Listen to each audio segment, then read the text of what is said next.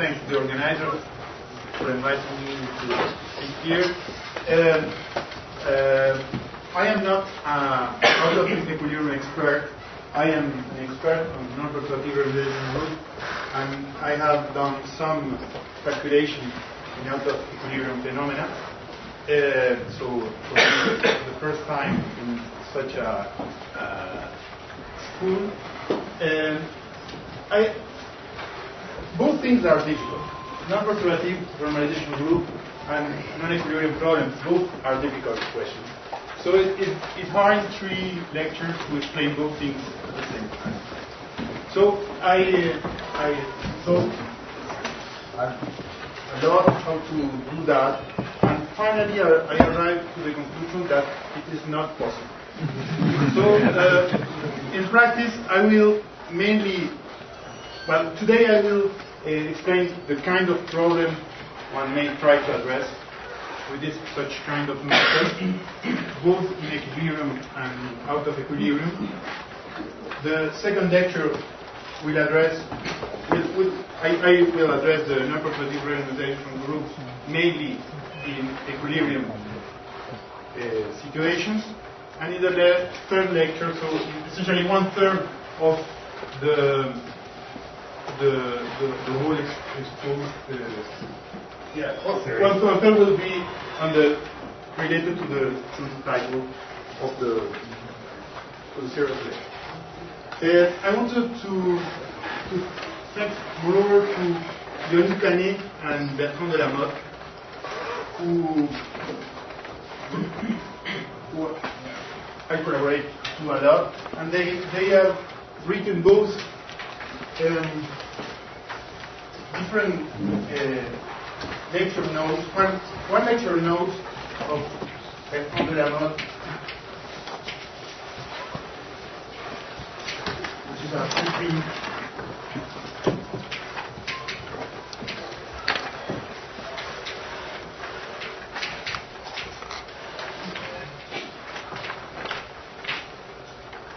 This is a general preprint about the series it's script of a series of lectures he made about the NPRG, and there is a review on the application of this kind of method throughout the equilibrium. One a short review of the Nicholas.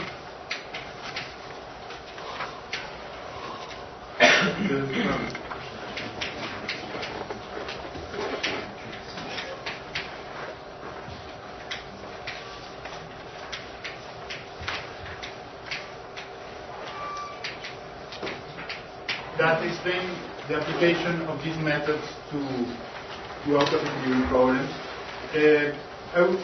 I talk a lot with Johnny about my notes. My notes, the 3 notes are on the web. So if you want to read them before the lecture, it's better. The notes contains, each chapter contains a series of exercises. I encourage you to do the exercise. I think it's not really possible to really understand these things if you don't do concrete calculations, and they are proposed there. Some of them I will mention from time to time, but I prefer you are all there. All the exercises are there. So I recommend to do the exercise. And moreover, I want to give you another exercise that is not written, that is to look for all the errors that are in the notes. Okay?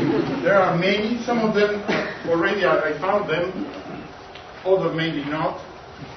So if you found some of the exercise, please tell me, because I think this is a work in progress, so I think it was better to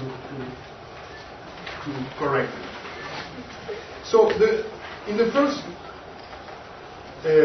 today I will speak on a series of problems that we will try to address with this method, and after that I will introduce a way to treat non-equilibrium problems with field theory. which is complementary to the one that was presented in the lecture before by me. The method I will present is sometimes called Janssen-Deromedicis Martin-Ciliar rows, and it's based on Langevin equations that can be mapped to a field theory. The method is exact if you have an exact, already known Langevin equation. Of course, many times the problems are not presented as Langevin equation, but as reaction diffusion problems. In that case, it's better to use the Doi-Peliti formalism that was presented before, because in that case you can deduce the Langevin equation via the Doi-Peliti mechanism. But I will not do that. I will use the fact that has been presented in our lecture. So I began with the first point will be some examples.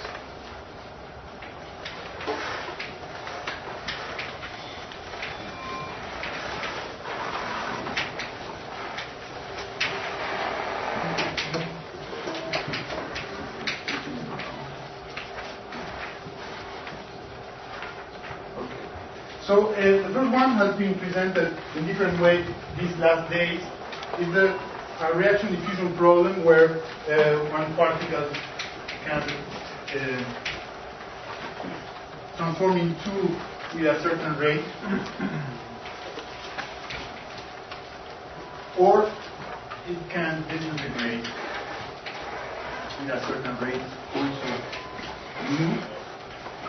Or I will consider the case of two particles annihilating with a certain rate lambda. In fact, the treatment of the case with you have coalescence is essentially the same, but I will study not only universal properties, but also non-universal properties. For the universal properties to study the annihilation rate is the same, but if you have coalescence, both have the same universal properties, but they have different non-universal properties, and I will study non-universal properties of this system with those three. Okay, so when you have such a problem, the first thing to do is common sense. Is mean field theory. Everybody has spoke about that these last days. So you consider a rate of variation of the concentration. You imagine you have a uniform concentration of particles.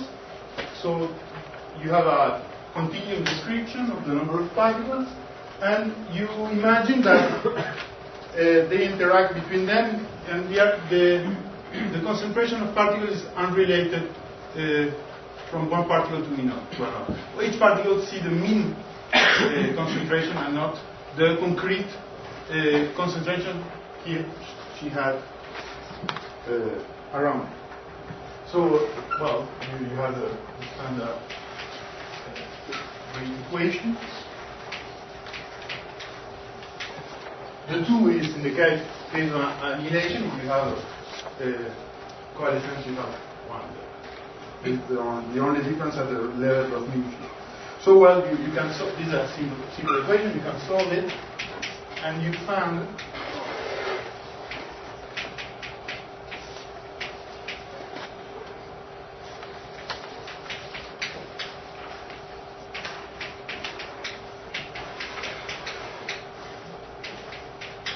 where lambda is sigma minus 1.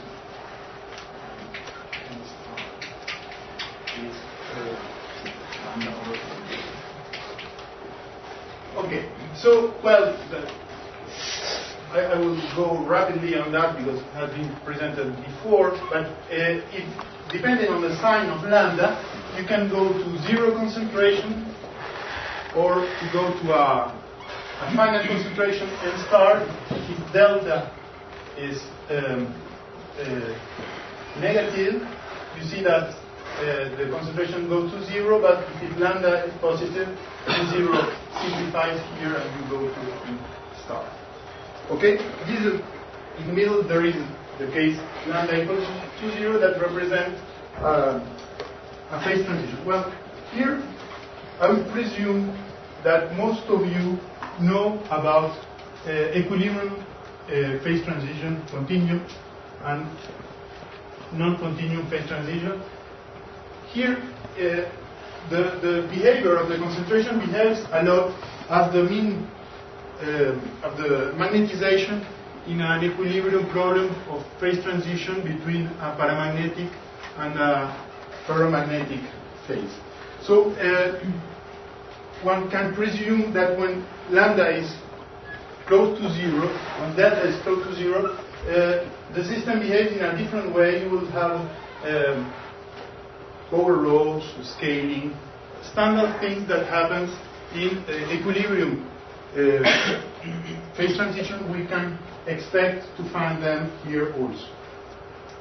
So in particular, if you take delta equal to 0, the behavior is no longer that way, and the concentration in mean field behaves as a power law going to 0 when t goes to 0. Okay? Well, these two phases have in common the existence of this parameter that change from 0 to non-zero when a certain parameter changes, but they have a difference. In the ferromagnetic phase of a magnet, in the paramagnetic phase of a magnet, the magnetization is 0, but the mean value of the square of the spin is not 0. It's different from 0. Here, in the case where n goes to 0, not only the mean value of the number of particles goes to 0, but the number of particles itself goes to 0. Not only they go in mean, but there are no fluctuations at all. This is why this, that can be seen clearly from the reaction here. When you don't have any particles, you cannot create them. The number does not fluctuate at all. It's 0 configuration by configuration, and not only in mean. Okay, so that's a particularity of this kind of transition that takes place between what is called an absorbing state, an absorbing phase, and an active phase. We call it active, but because you don't have only a mean value, but also configuration by configuration, you have different values of the concentration in each point. In mean, they take a certain value, but they are fluctuating all the time. So this is what mean fields gives, and of course, if we are aware that what happened in equilibrium phase transition, continuum phase, it's similar to a continuum phase transition, because if you see the n star that give you the non-zero value of the concentration and log time goes to 0 when lambda goes to 0. So it's very similar to a continuous phase transition. Okay? So if we are aware that this kind of phase transition have problems with mean field, we can guess that will happen also in out of equilibrium phenomena. So people, when they don't know if mean field does work, the first thing they do is some simulation. Okay? So here, some results of simulation of this reaction are presented. And as you see, I will speak first for the three first cases that correspond to varying, in the model that is simulated there, these three rates are not independent. They are related one with respect to other, and they are very the three at the same time in a certain way. That doesn't matter. Imagine you vary one of them. It's the same. So when in a certain situation that corresponds to the absorbing phase, the number of particles simply disappear. Not only in mean, but in a different configuration. In another, if you are in an active phase, you see that in mean rapidly you have a concentration all around, but you continue to have some places where there are no particles. The system continues to fluctuate, even do not take a constant value. And in the middle is the critical value where the phase transition takes place. So even if probably, as we will see, exponents are incorrect and so on, the main behavior of the system is well captured by the mean field. Okay? The second line is the same, but with a different initial condition. Here you take a uniform initial condition, and here a single site initial condition. Okay?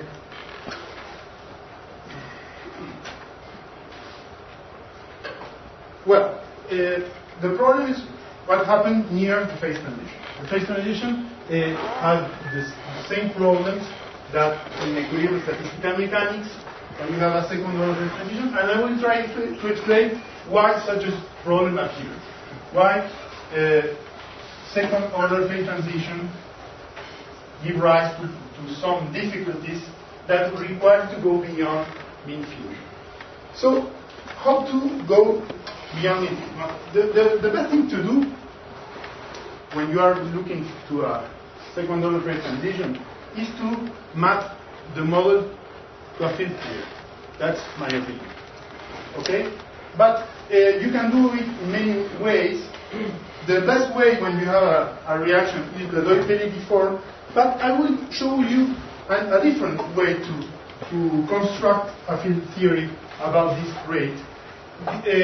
Not for first ground, but based on a phenomenological description of the system.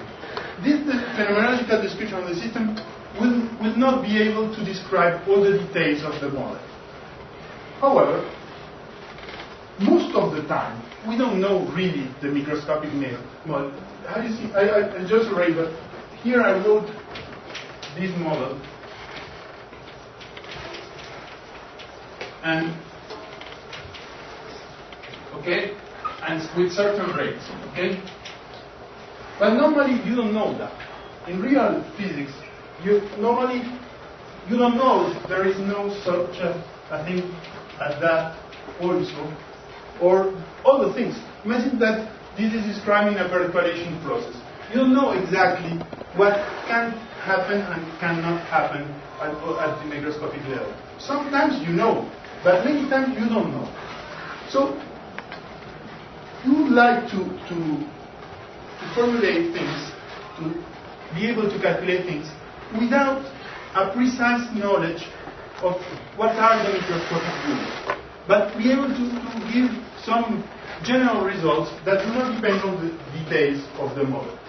So, expecting that happen, but because not always this is true, it is convenient to try to construct a model that has the same picture that such a reaction, but describe it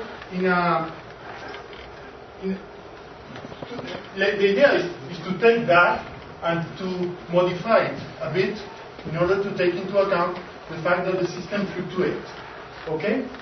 So what will the thing you can do is to write local and mesoscopic concentration of particles, and to say, well, from one point of the phase to another, for sure the local concentration will vary. So the first thing to do is to write the deterministic part that we will hold that follow the same rule that we wrote at the beginning. So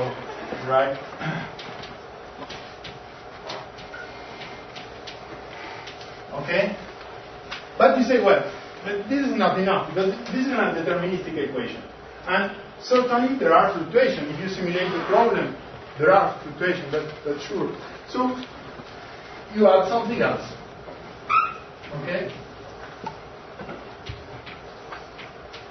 Something else. A priori, you didn't make anything, because you can simply see this equation as the definition of this. So there is no information. The information takes place when you say something about this part that you will call the noise. Okay? Well, what is the noise? We are hoping that you have a microscopic or mesoscopic description in terms of n, but there are some other low-scale fluctuations that are more or less separated in scale. So you hope that this varies relatively slowly, but that this fluctuates a lot at the level of a microscopic scale. So you will think, well, another point is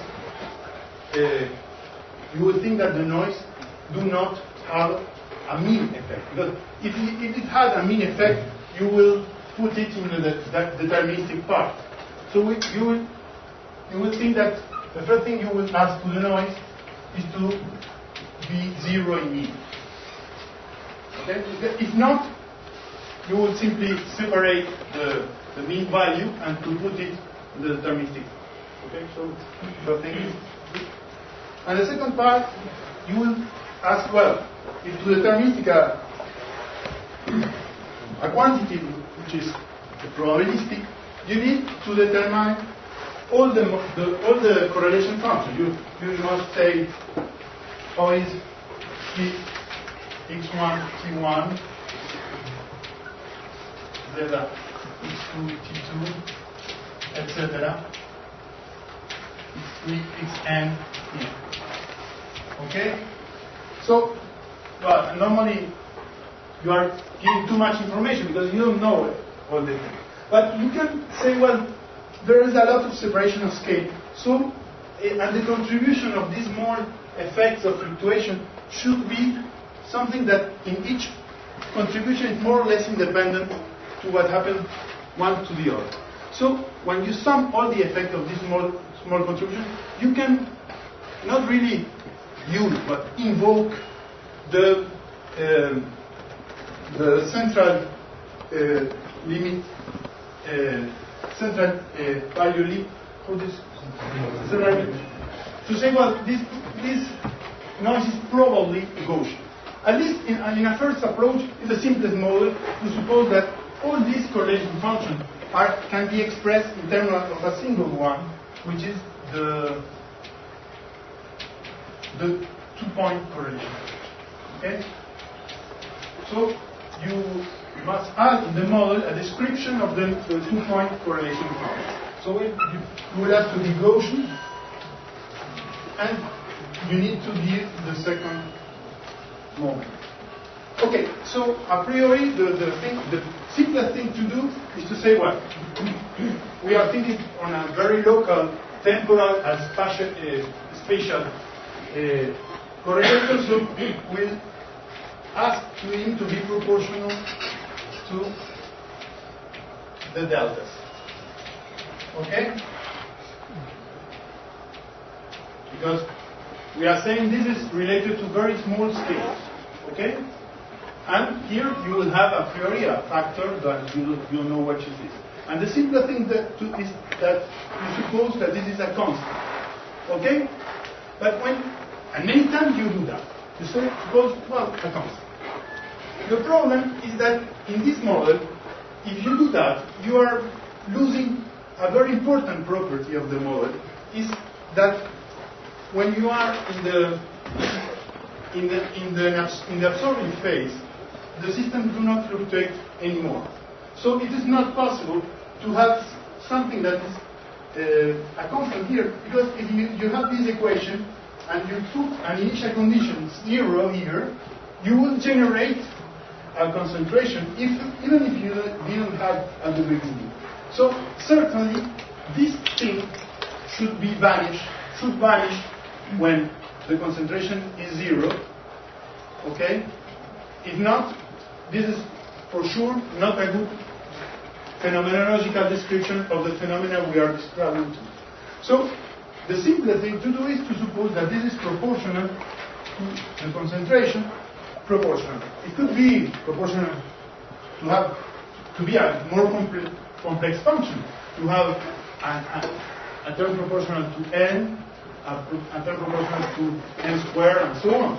But if you think, well, we are looking to the neighborhood of the phase transition, so the concentration we are interested in is probably very small because lambda is small. So at least at large times, when you approach this value, the concentration is more, so you can imagine that you can neglect the values of the concentration, the other polynomial. Usually the equilibrium would have fluctuations in scales to a root of the density, right? So you would get a square root of m versus m. No, this is, if you scale here, you will generate a square root here.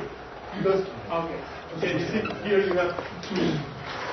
That's why you have a square root. So you have, and here, a priori, an unknown coefficient. Okay? And that's a bad news, but because a priori, all the coefficient of your equation should be, you should be able to describe, well, in my notes, you should be able to describe all the coefficients that appear in your equation in terms of the rates you have microscopically. Okay? But here you can't. It's not possible to fix this by this way. After that, we will see that there is a way to fix this parameter, but with this simple argument, there is no way to fix this parameter. So, from the beginning, you are losing the possibility to describe things that depend on the details of the model. Okay? You only hope to be addressing with this approach. After that, we'll speak to other approach of things that depend on the details. Here, we only hope to describe universal properties that do not depend on the details of the model. Okay? So that's the model we will be describing, in fact. A model with that, and all these correlations described in terms of these variables. How they are described? Well, we suppose that the probability of a given configuration of zeta is proportional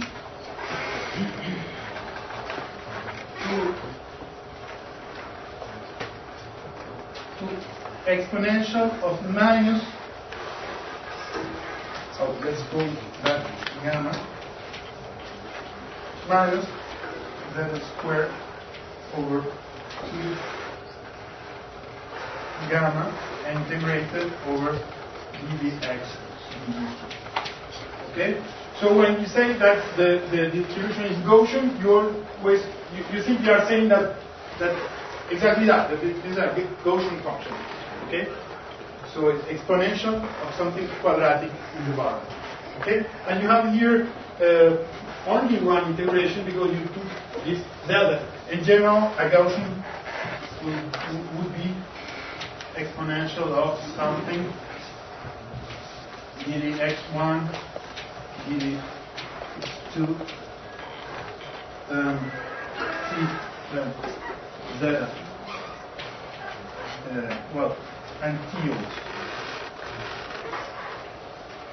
dt1, dt2, zeta x1, t1,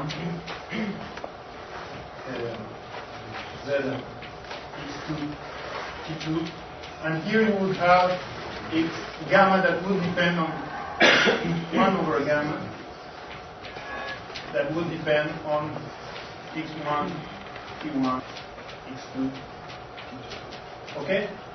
Over. Okay?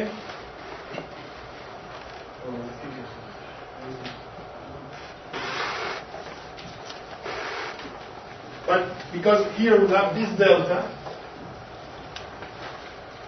well, this is not very correct because we have the delta dynamic. But anyway, what I'm trying to say is that you will have a coefficient here, something here, and you will have a function that will depend on both points. And you will have a general exponential that depends on both values. Okay? Here, because you have this delta, this is localized on a single point. Okay? Okay, well, that's for reaction diffusion problem. You will try, first of all, to give a phenomenological description in terms of Langevin equation. As was explained before, this is not completely satisfactory because you would like to have a real microscopic model where this parameter is fixed and you know everything here and you can justify this. For the moment, it's simply an educated guess. Okay? Okay, that's the first example. Second, I want to say that there are other problems where, not the reaction diffusion problem. Yeah? That's a good question. If you try to map this to directed... Can you speak loud?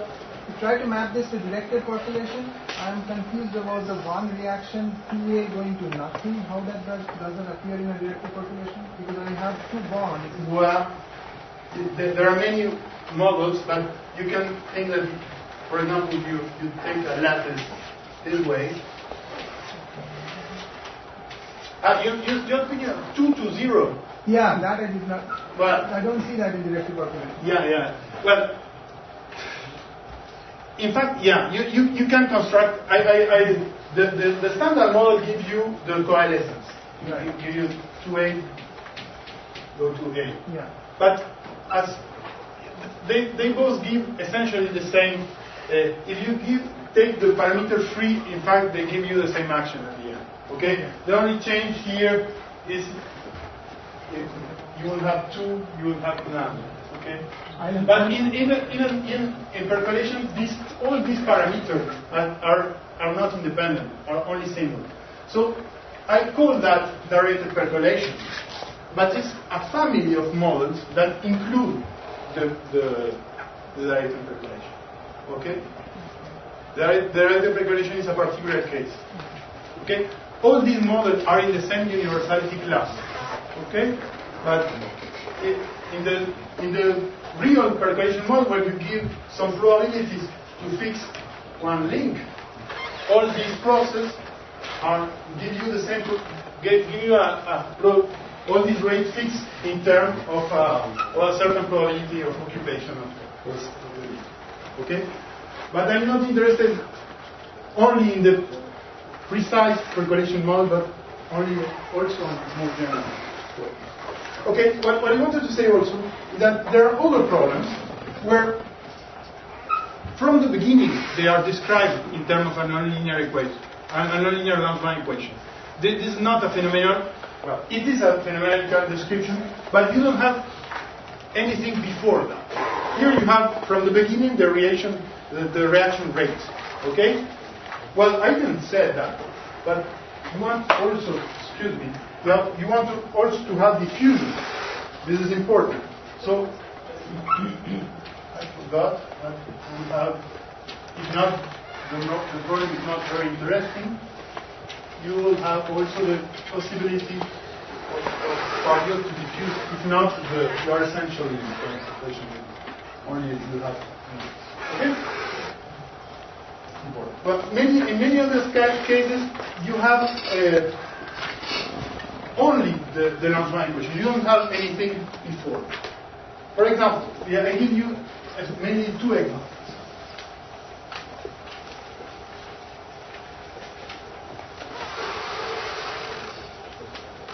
So, 2 other examples of nonlinear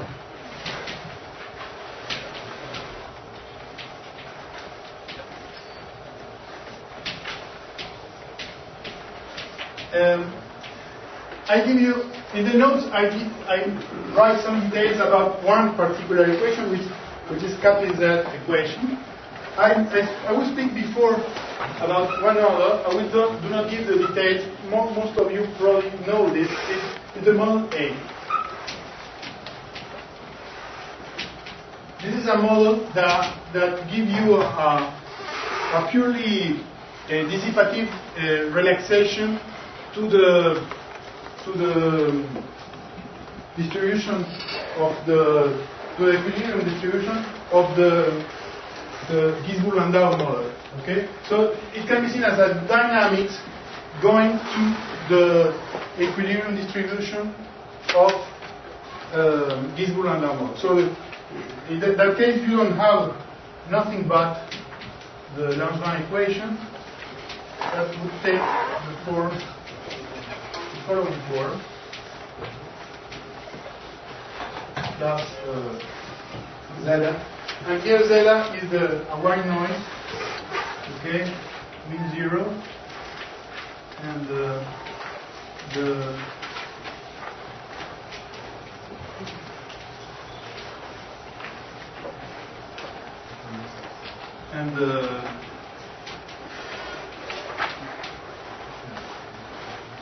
the two-point function of the noise is fixed by Einstein relation.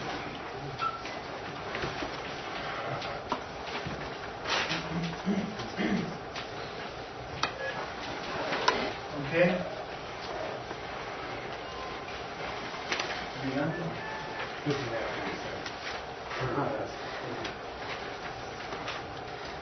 Okay, so in this case, well, here H is the Gisbourg-Landau effective Hamiltonian. You maybe know it is simply 1/2 rho squared plus R0 over 2 squared plus U0. If I write that, it's known by everybody. Okay, everybody have heard about that. Okay, this dynamic can be shown to go directly, well, no, not directly, but relax to the equilibrium distribution of the fields that you will generate at long times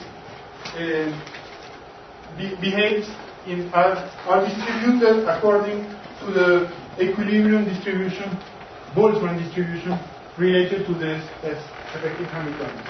Okay? So in this case, you don't know really how is the dynamic, the macroscopic dynamic. You only have the Langevin equation. And moreover, the Langevin equation can be wrong. I mean, there are other dynamics that goes to the equilibrium distribution, Boltzmann distribution, that are as good as this one. So normally you don't know in a given magnet. Well, even in a magnet you know that it will not be that way. But in many phenomena that are well described at equilibrium with this Hamiltonian, you don't know a priori what is the dynamics that goes into this. It depends from system to system. Okay, so you have model A, but you have also model B, model C. There are many models that are related to evolution of fields in time and are described by nonlinear non-bound equations. Okay? So what I try to say is that from time to time you don't have a microscopic description in terms of reaction rate and diffusion. You have only a Langevin equation. And another case that is important is the Cardano quality.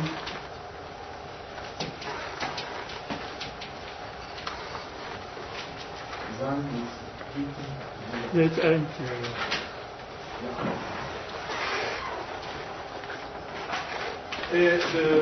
The Carrapani-Design equation that describes the evolution of certain surfaces. Interfaces between two media. I would not, in the notes I explained it how justified. What is that model? That type of Langevin equation, does it have a name? Sorry? Does that type of Langevin equation have a name? Just curious. The model is model A. Yes. Okay. Well, when you have certain surfaces, you would have you have some. Imagine you have a height of the surface. Okay. So you want to see how a certain separation between two media evolves with time. So you want to give a description, and you will suppose that the phenomena is homogeneous. There is no preferred point, and there is no preferred direction.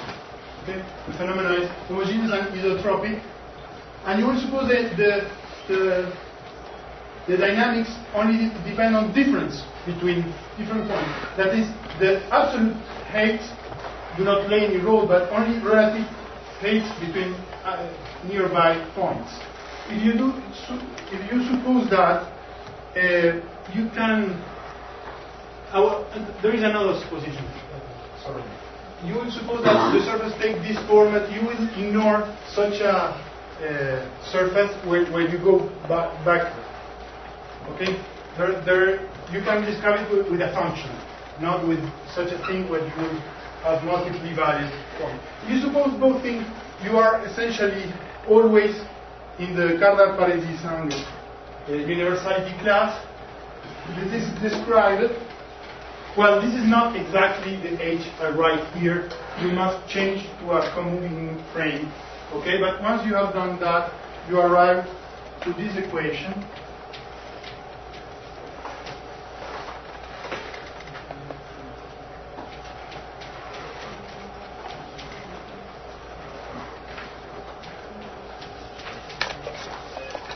Okay, that's the determinatical, and you have a noise that again is supposed y with the notion and with a distribution, a constant distribution. Here you will not suppose that this is related to a certain temperature. There is no anti-relation here. The distribution of the noise is independent of the deterministic part of the dynamics.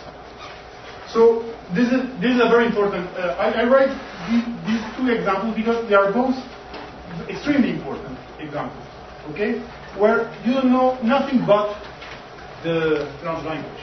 Okay, and you want to describe how the system behaves. Okay. Okay. So, well, in those cases, the system is described from the beginning in terms of fields. Okay, fields in the sense, very vague sense of functions that depend on space and time. But I want to map this model to what I call field theory. That is not just the description of something in terms of a field, but also that use the methods of integration, functional integration, and so on. The standard methods that appear in equilibrium statistical mechanics and quantitative theory. So before do that, I'm gonna speak some minutes about what kind of object we will address. And it's clear that in such a model you can calculate many things. For example, you could calculate in this model a very complicated object. For example, the probability that that H reach a certain value. Okay? Does the maximum of H manage to go to a certain point?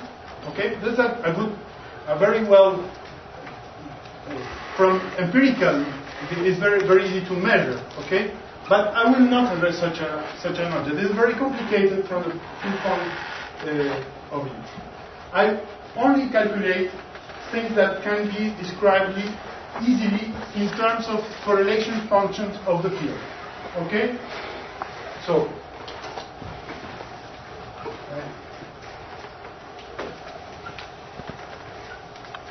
of course, everything, there is a general theorem that says that if you know all correlation functions, you can calculate, in principle, everything.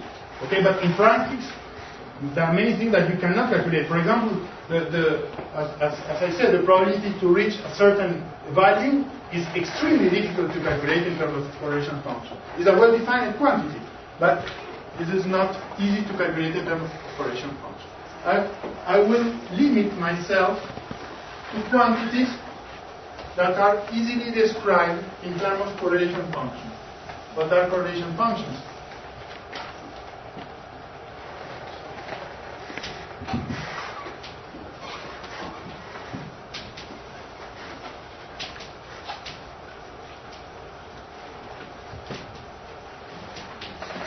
So what kind of, first of all, I will look to things that can be calculated in terms of mean values. Mean values,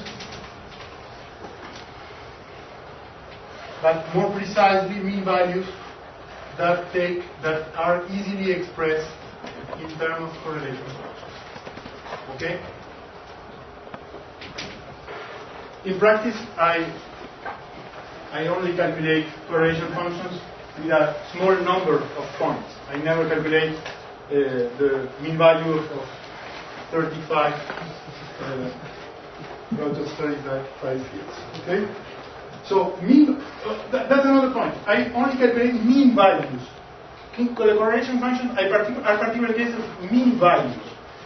We could calculate. I couldn't, but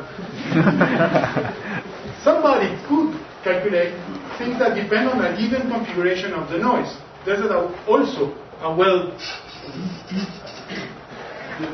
one could say, well, given a certain configuration of the noise, of a certain family of configuration of the noise, what is the solution? This is a good problem also. I will not address such a problem. I will address only mean values of this particular case. Second, I will limit, well, that's the first point. The second the second point is that I will be interested only on large time behavior.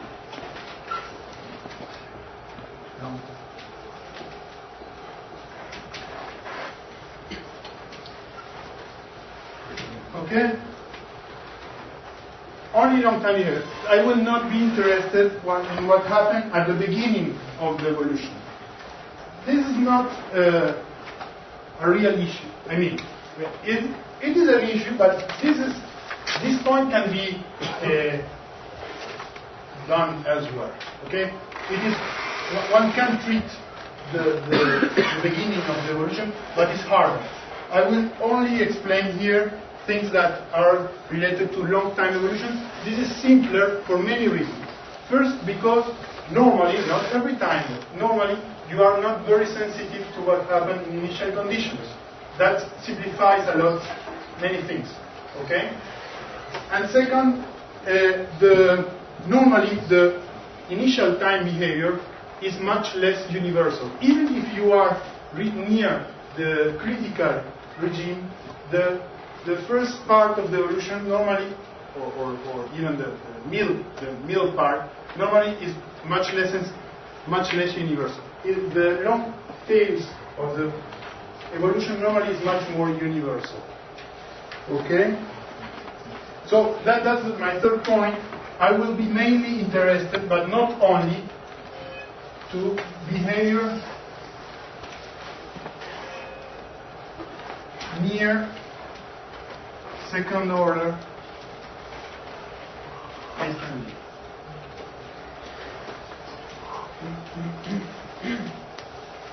Not only, in fact, with the same method I will present, we can treat non-critical. Critical for me is synonymous of near phase transition, second order phase transition. Okay? With the same method, you can treat, in fact, it is simpler to treat non-critical behavior. If you manage to control the critical regime, the non-critical regime is easier. Okay? But I will not speak about this question. I will treat only the behavior near the second order phase transition. But I want to insist that I will treat two things. of course, universal properties, but I will be interested also in some non-universal properties. Okay?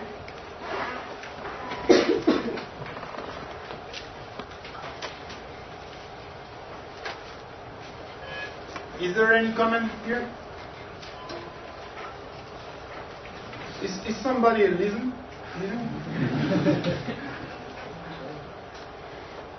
Okay, the point is, some minutes before, I said that the Langevin description in terms of reaction diffusion model can only be used in order to calculate universal properties. So somebody could criticize me here to say, well, you cannot, from the beginning, calculate non-universal properties. That's true. In order to calculate non-universal properties, you need a real knowledge of the microscopic dynamics and to be able to map the theory in terms of a field theory, but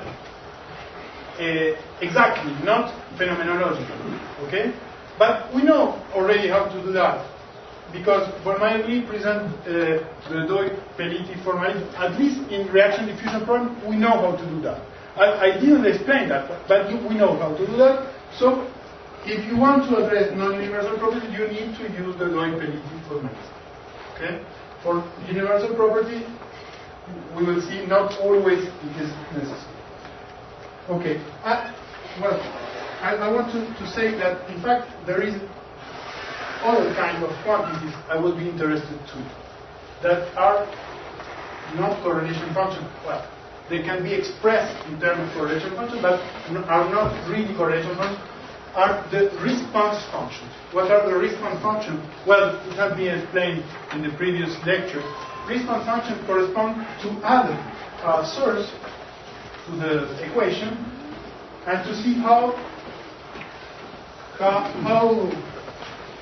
the system reacts in terms of this source. For example, imagine for the equation I wrote some minutes before and already erased.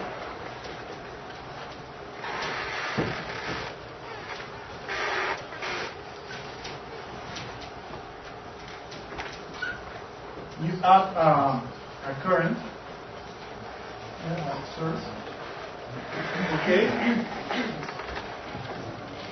So if you add this source, the behavior of the system will be different. Okay. So you can ask how the system reacts if you add this source. So you can consider this kind of function, which are called response functions, which are a function of the relative and with respect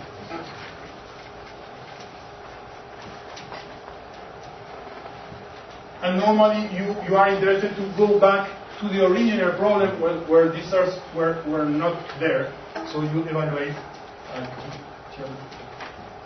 Okay? You may also be interested to calculate, to analyze the problem with a non-zero source. Okay?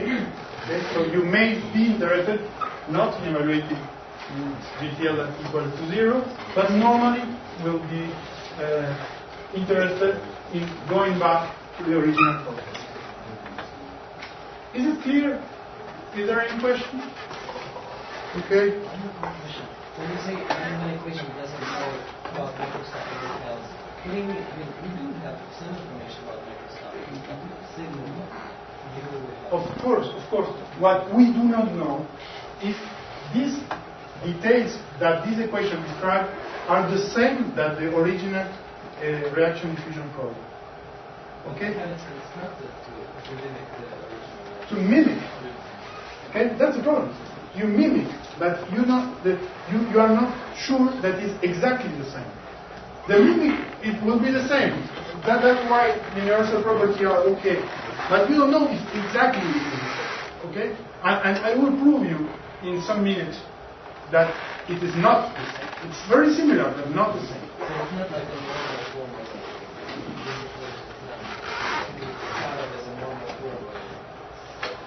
It's just Yeah, this is an hand-waving description. No, a bit more than hand-waving. I will show you that for universal property. Okay? What I'm saying is trivial for everybody. I'm going too slowly.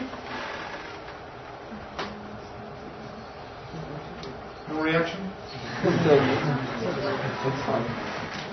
Well, this is a response function, but you can consider other response function. You may take more derivatives with respect to g tilde, and you can consider mean value of product of more than one thing. Okay? You can generalize the response function with many points. Okay? So your nested equation is the exact sort of description. Yeah, exactly. Well, one important thing is, most of the time I'm really interested in calculating, we know that in our second order transition there are power law that appear. So many times I will be interested in calculating critical exponents. So you know, everybody knows about Z critical exponent, mu critical exponent. I don't need to explain that, no? I go on. Okay, so from this correlation function, we can extract critical exponent, and can put the hand on the people who know how to calculate eta exponent? Okay. Please, I think that is very useful. Okay, so I'm gonna give some seconds. Imagine that you consider the response function, this response function, and you take the mean for one of the time. Okay, so consider that.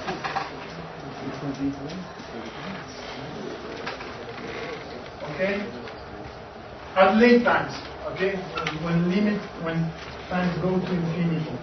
So in this case, when you are very late in time, you expect this to go to a thing that is spacing. There is no border. I think in the system in a very large volume. So we expect at large time the system to have forgotten about the initial conditions. So the system will behave normally, not always, but normally will behave as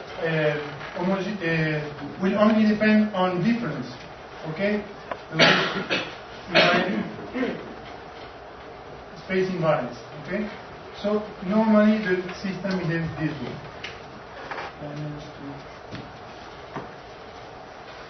Okay, that defines what is called the correlation length. Okay, here that gives you how the system. Normally the system decreases the correlation exponentially. Okay, that is the usual situation. And when I say the correlation, here is the response. Okay, that's the same. And there is an exponent that gives you a correction in power law that is called eta. Okay, and moreover, when you approach the phase transition point, when you approach criticality, the correlation lengths diverge. Okay, so imagine that you vary the parameters of the model. In this model, imagine you vary, for example, mu. You keep fixed all the other parameters. You vary mu, okay? And at a certain point, there is a second order phase transition, and this point is characterized by the divergence of the correlation length. So mu minus mu critical.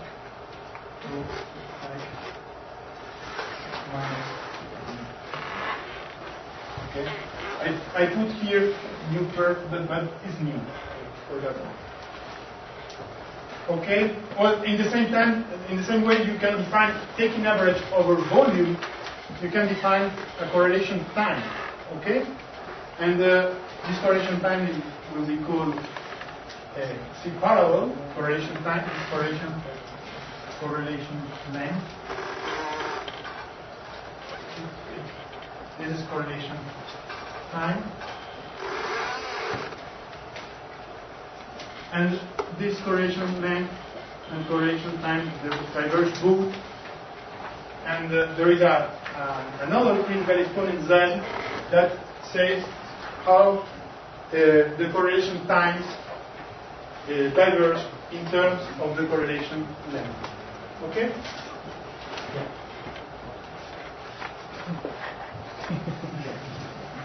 Okay.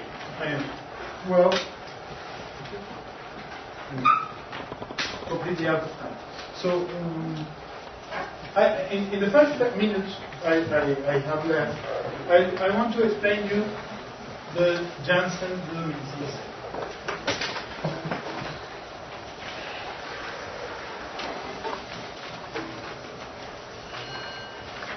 So,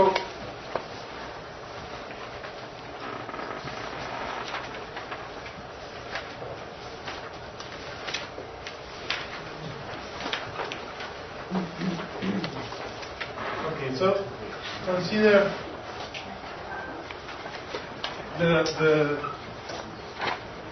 a generic nonlinear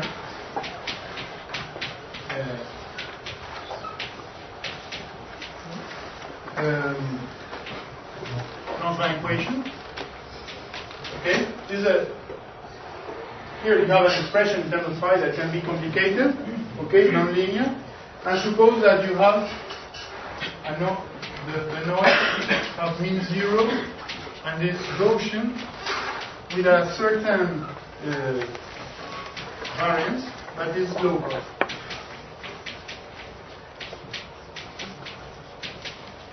Okay? A local noise but with a certain variance. So you have this probability distribution of the noise.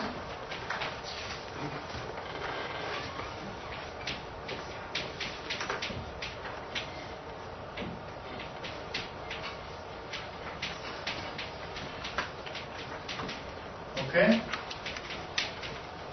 So we want to map a certain mean value in terms of a field P.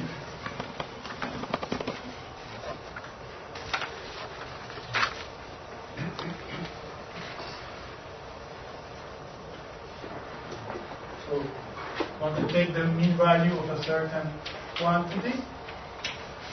So what is this? We take the sum over all noise configurations with the weight P of the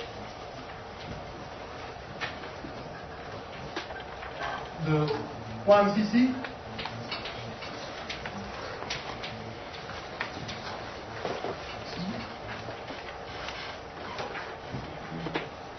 and here this is the solution of the equation of the nonlinear Nonlinear equation for a given noise.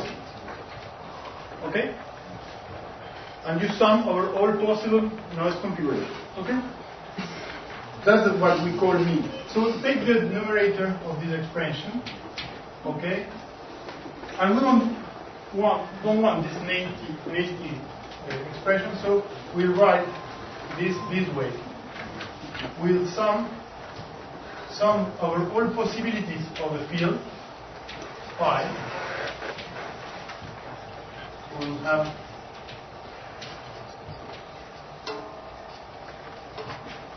phi, and you will have a delta of phi minus phi.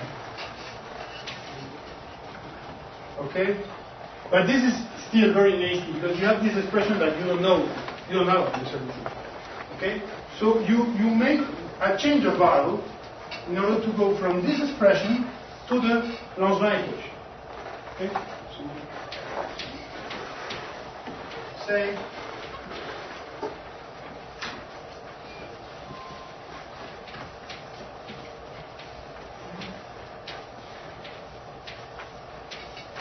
that these two things are the same. Here I'm cheating. Okay? If I have time, I explain you why. So the first line is like a restricted sum, and you want a non-restricted sum. So instead... No, but it's still a restricted sum. But you don't. But we, yeah. Now ensemble will go here and Yeah, that's the first step. But the second step, I managed to eliminate this namespace expression. Well, the point is normally you would have a Jacobian from one part to the other, and I would suppose the Jacobian is a constant. This is always true if you take a particular definition of the Nonperturbative equation called which is called Ito definition. But I will not insist on that. I will continue by incorporating something in order to eliminate this delta. The delta still is complicated. Okay? So consider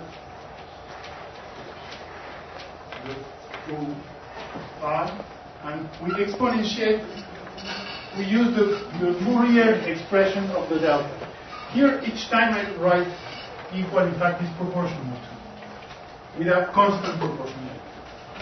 Okay?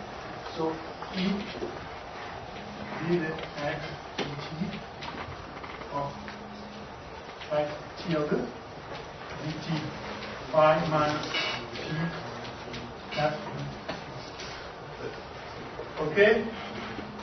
And I finally use the fact that this probability is Gaussian. Okay, so as Vermeerly said today, I don't remember. The only integral we know how to do is Gaussian, so we are lucky. Okay, because here you see you have a Gaussian here and a linear part here, so you can do the integration over the nodes, and you obtain.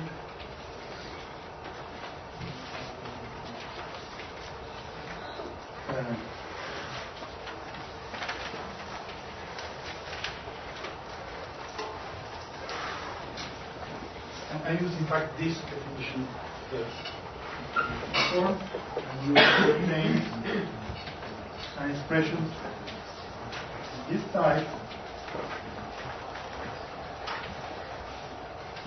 where S P theory as a quadratic term 2 gamma tilde squared plus I p tilde dt. And this is the Martin-Cijarot expression. As you see, it's very similar to the Loewi-Pelletier expression. It's not exactly the same. I will discuss the difference, and I will compare them two next time. But the main point is, if you do the same thing with the denominator, we conclude that we can express mean values in out of equilibrium problems defined via a Nonperturbative equation as in equilibrium. You see, this expression looks a lot like Boltzmann distribution function, but instead of using the Hamiltonian, use this functional that sometimes is called the action or the mode. Okay? So I must stop now. Continue Friday. With the speaker.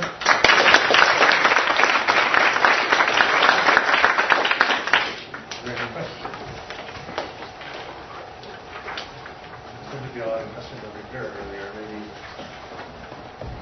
These are not really, there's some issues about if your noise is depending on the key. Yeah. How do you write this? It works in Ito, do you work on it? Yeah, of course. This step from here to here, okay, only works if the determinant of the Jacobian of the transformation is a constant, okay? And if you are in the Ito prescription, I explained in 2 seconds what is Ito prescription. Has that been explained already? Not very well. No. Don't worry. Well, all these theories seem pathological because you have continuum limits of all sorts. So if you want to define them rigorously, the best thing to do is to go to a discrete model, okay, in time and in space. In particular, in what respects the space, you need to say, you discretize time and you ask yourself, what is that in terms of that? So we'll have that plus what is there. But you must say, in the discretized way, if you will take f here, evaluated, at t or at t plus delta t or what, okay? Discretized form, you can discretize in many ways, okay? Normally, we think that all discretizations are equivalent. But for this kind of problem, they are really not, okay? So you need, when you define concretely the Lambda equation, to be precise on which is the discretization of time you use. All the things that I will do are valid in what is called the Ito discretization, that corresponds to take everything here evaluated at t. Okay? So this is strictly causal. I mean, everything depends on what happened strictly before, not at the same time. Okay? If you do that, it's not difficult to show that the Hamiltonian here is a constant. Okay? But it's not just the function determinant, it's also down in this P of theta that we're using, where gamma, the noise strength, can depend on the field. Yeah. And so this too is basically a discrete sum, a discretization where you always integrate with the previous ones that you already know. Yeah. In both cases. And if that's it. And if you do this carefully in Ito discretization, there is no problem of this point. But if you use the other discretization, for example, you can take the mean between the previous point and the next point, it's called the Stratonovich discretization. Then there are determinants, so you must keep the determinant, and it's very complicated. Each version has a problem. I mean, this is not even defined, right? No, in the discretized, in the discretized, it's not defined. Because you need to know the field for the multiplicative space. For AJ, it's fine for multiplicative. yeah. I'm sorry, It's No, but if you discretize, no, you're. It's not self-consistent. I agree. You could define numerically. Sorry? You could define it numerically and take a continuum limit such that you converge to Stratonovich form. Yeah, but it's not clear here what means before or later. Okay, but in the discretized form, you can always define these things, but when you go to the continuum, it is important to keep in mind that you are using Ito. Okay? If you don't use Ito, you can arrange math, but it's hard. Okay?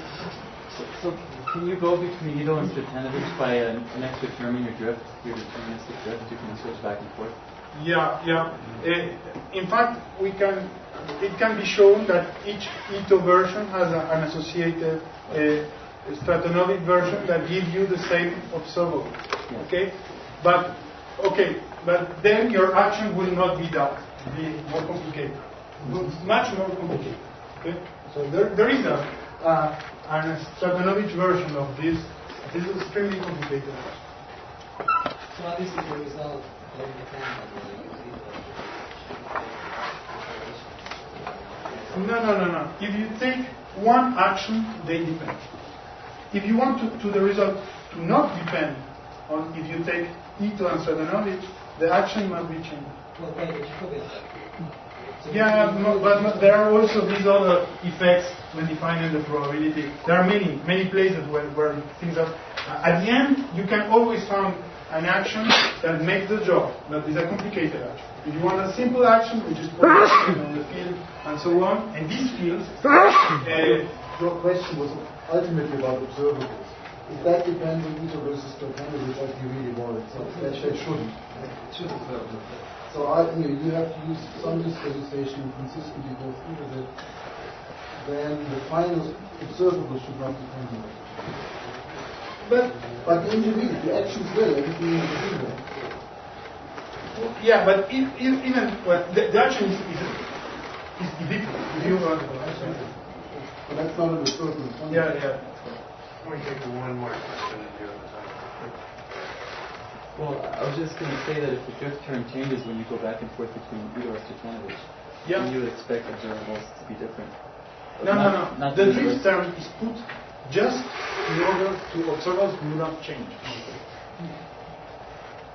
I agree with that. Why don't we save further discussion for residents?